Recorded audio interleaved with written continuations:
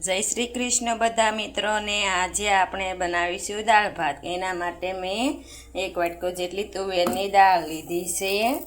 આપણે તેને કુકરમાં બાફવા મૂકીશું। મેં પહેલેથી જ કુકરમાં 2 લીટર જેટલું પાણીને ગરમ કરવા મૂકી દીધું છે। તે ગરમ થવા આવી ગયું છે, એટલે હવે હું દાળને ધોઈને તેમાં વરી દઈશ। આપણું પાણી ગરમ થઈ ગયું છે, તો હવે આપણે તેમાં તુવેર દાળને નાખી દઈશું। તેને મેં પાણી વડે ધોઈ લીધી છે। તમે તેને ગરમ પાણી પણ ધોઈ શકો છો। આપણે તેને આ રીતે નાખી દઈશું। તુવેર દાળ તમે કોઈ પણ જાતની લઈ શકો છો। આપણે અહીંયા ઘરે વાડીમાં થયેલી હતી તેની તુવેર દાળ લીધી છે।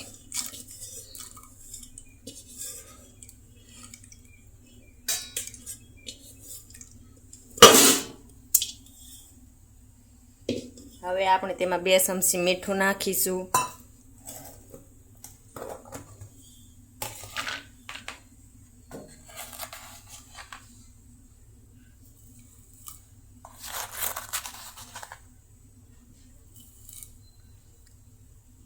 અડધી ચમચી હળદર, અડધીમાં સેજ ઓછી છે એટલી મેં નાખી છે।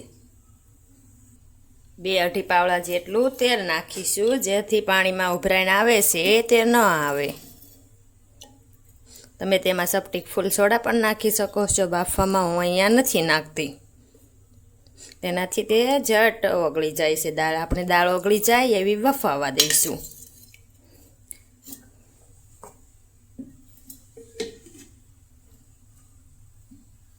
હવે આપણે તેમાં સિંગદાણા નાખીશું 1 મુઠ્ઠી જેટલા। તમે જોઈ શકો છો એટલા મેં લીધા છે। 1 મુઠ્ઠી જેટલા સિંગદાણા આપણે દાળમાં બાફવા સાથે નાખી દઈશું। હવે આપણે તેનું કુકરનું ઢાંકણું દઈ દઈશું। આપણે દાળ બાફવામાં કુકરનું ઢાંકણું દઈ કેટલી વિસલ થઈ તે હું તેમનું અંતે કહીશ તમને।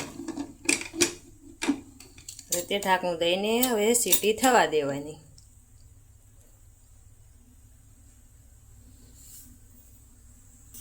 આપણે દાળને આ 1 વાટકો ભરીને નાખ્યો હતો દાળ, તમે જોઈ શકો છો તેનું માપ।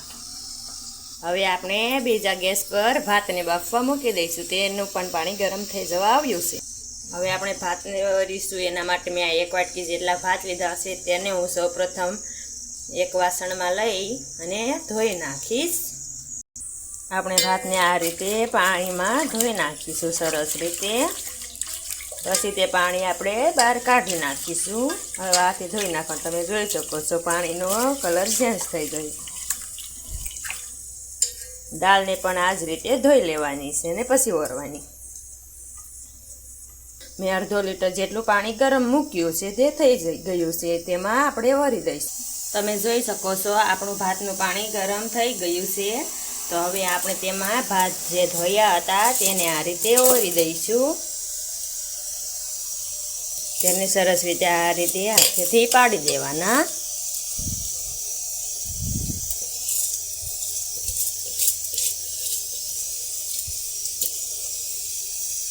આપણે ભાતિયા ચોખા લીધા છે ભાત માટે। તમે કોઈ પણ જાતના લઈ શકો છો।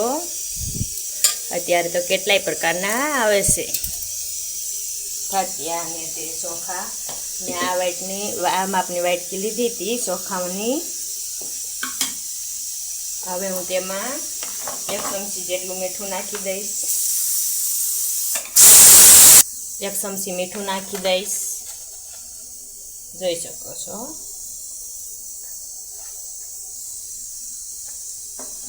અને 1 પાવડા જેટલું તેલ નાખી દઈશ।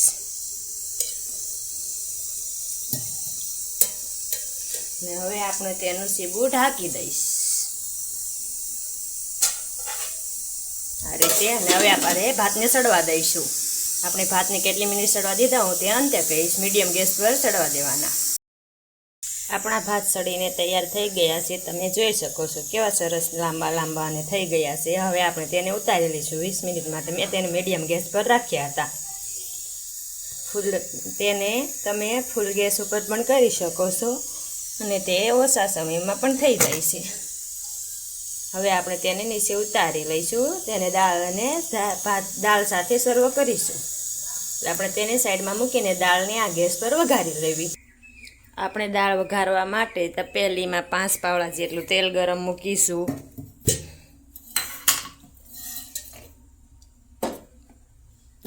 એક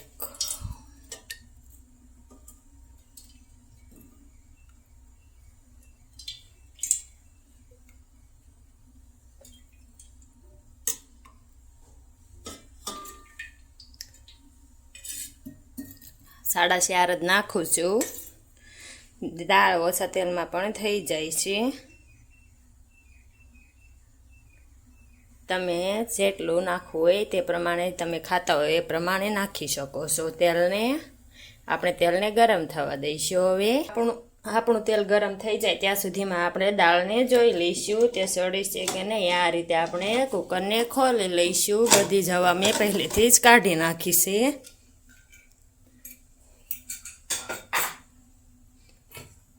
આપણે તેને ચમચા વડે આ રીતે જોઈ લઈશું હલાવીને. તમે જોઈ શકો છો આપણી દાળ સરસ મજાની ઓગળી ગઈ છે. આ રીતે આપણી દાળ ઓગળી જવી જોઈએ. મેં 7 વિસલ થવા દીધી છે. હવે આપણે દાળને વઘારી લઈશું. આપણે દાળ વઘારવા માટે આપણા બધા જ રેગ્યુલર મસાલા, મીઠો લીમડો, આ દાળ વઘારવાનો મસાલો, બાદિયા, લવિંગ, તમાલપત્ર અને મરચાં ને 3 થી 4 મરચાં ખાંડીને લીધા છે. આંબલી પલાળેલી થોડીક મેં પહેલેથી જ તેને પલાળવા મૂકી દીધી હતી. અને 2 મોટા ટમેટાં મેં સુધારી લીધા છે. આપણું તેલ સરસ મજાનું ગરમ થઈ ગયું છે તો આપણે તેમાં 1.5 ચમચી રાઈ નાખીશું. 1 ચમચી જીરું,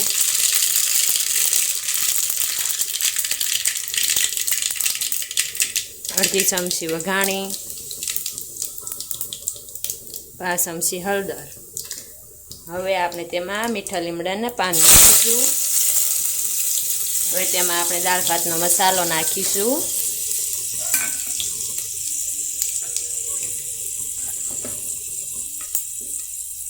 તેને સેજવારામાં હલાવી લઈશું.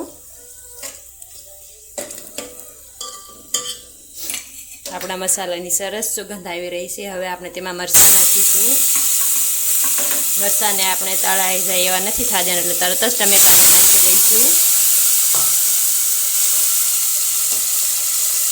હવે આપણે તેને ચમચા વડે હલાવીને મિક્સ કરી લઈશું.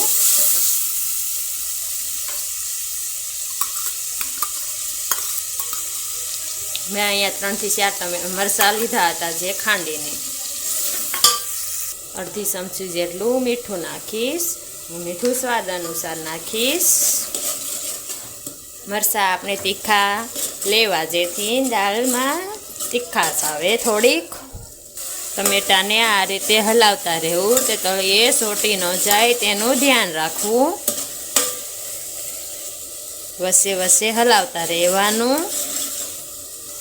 આપણે જે આંબલીને પલાળી હતી તેને આ રીતે કરી લઈશું અને તેમાંથી આ આંબલીને કાઢી લઈશું. આ રીતે સારી રીતે હલાવીને.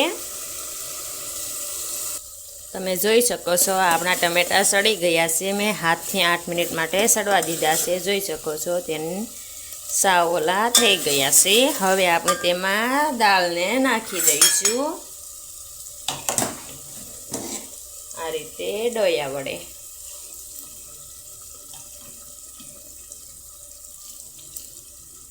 પછી આપણે તેને હલાવી લઈશું.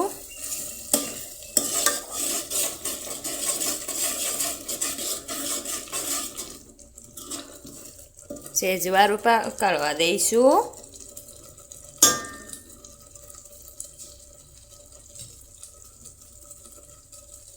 હવે મેં જે આંબલીનું પાણી કર્યું હતું એટલે તેમાંથી આંબલી કાઢી નાખી છે. હવે તેને હું તેમાં નાખી દઈશ.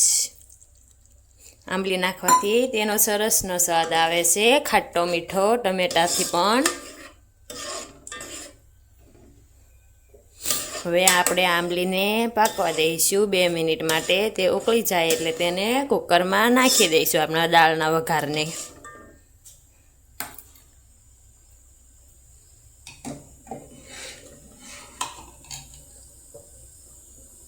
આપણે બાજુના ગેસ પર જે દાળ હતી તેને ગરમ થવા માટે શરૂ જ રાખ્યો છે. ડીમ ગેસ સાવ ધીમામાં ધીમો એ બંધ નહોતો કર્યો, જેથી દાળ ઠરી ન જાય એટલા માટે.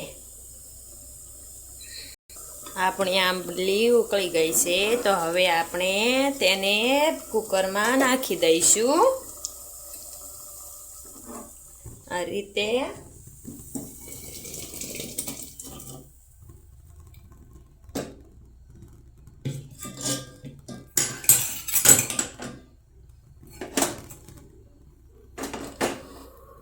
તમે જોઈ શકો છો આપણી દાળ વઘારેલી. આપણી દાળને તમે જોઈ શકો છો તે વધારે ઘટશે એટલે હું તેમાં થોડું પાણી નાખું છું. તમે તમારી મુજબ નાખી શકો છો. તમે ઘાટી ખાવી હોય તો ઘાટી જ રહેવા દેવાની. હું અહીંયા આસી પણ નહીં ને ઘાટી પણ નહીં એવી કરીશ.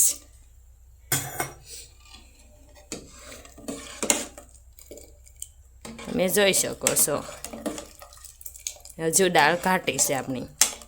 આ રીતે ઓગળી જાય એવી દાળને તમારે કુકરમાં બાફી લેવાની છે.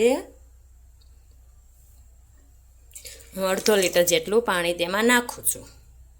હવે તેને સારી રીતે ઉકળવા દઈશ. હું તેમાં આટલી ખાંડ નાખું છું. 2 મુઠ્ઠી મેં ભરી હતી, પણ ડોયામાં તમને બતાવું છું. પોણો ડોયો છે આ સાઈઝનો. હવે તેને હું આ રીતે હલાવી લઈશ.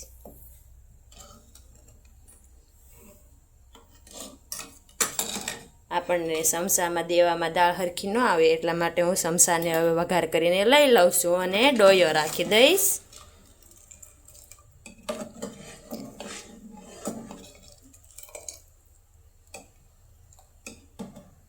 ખાંડ નાખવાથી આપણા બધા સ્વાદ તે મેન્ટેન કરી લેશે દાળમાં, એટલે ખાંડ નાખવી જરૂરી છે. જો તમને ન પસંદ હોય ગળ્યું, ગળહટી ખાટી મીઠી લાગે એવી, તો તમે ખાંડને બાદ પણ કરી શકો છો. ખાંડ ન નાખો તો પણ ચાલે. મને ખાંડવાળી દાળ પસંદ છે એટલે હું નાખું છું.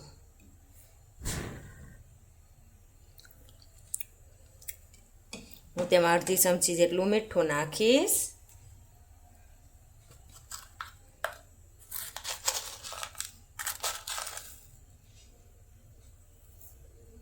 સારી રીતે હવે તેને ઉકળવા દઈશ, પાણી ગરમ ન થાય ત્યાં સુધી. તમે જોઈ શકો છો આપણી દાળ સરસ ઉકળી ગઈ છે. તો હવે હું તેમાં ઉપરથી 1 ચમચી ધાણા જીરું નાખીશ. ધાણા જીરુંનો પાવડર.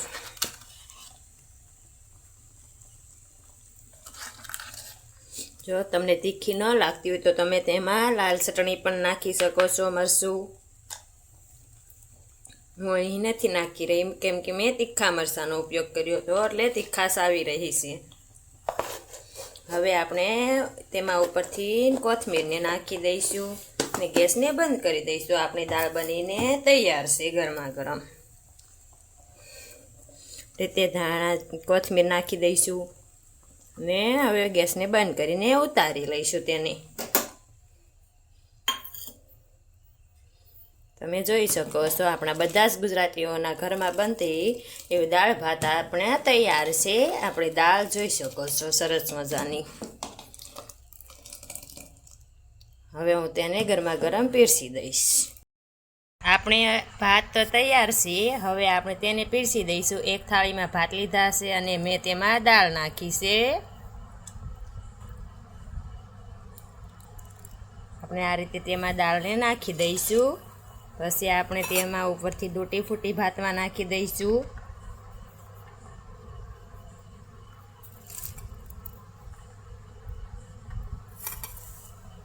અને આપણે કોથમીરને ઉપર મૂકી દઈશું.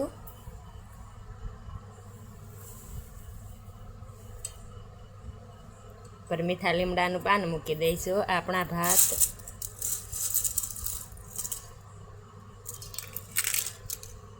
તૈયાર છે. તેને આપણે ફરફર સાથે સર્વ કરીને ખાઈ લઈશું. આપણા દાળ ભાત બનીને તૈયાર છે. આપણે ગુજરાતીઓના દરેકના ઘરમાં દાળ ભાત જરૂરથી હોય છે. તમે એકવારથી આ રીતથી જરૂરને ટ્રાય કરજો. આવી જ મારી અવનવી વાનગીઓ જોવા માટે મારી ચેનલ રસોઈનો કરિયાવરને સબસ્ક્રાઈબ કરજો.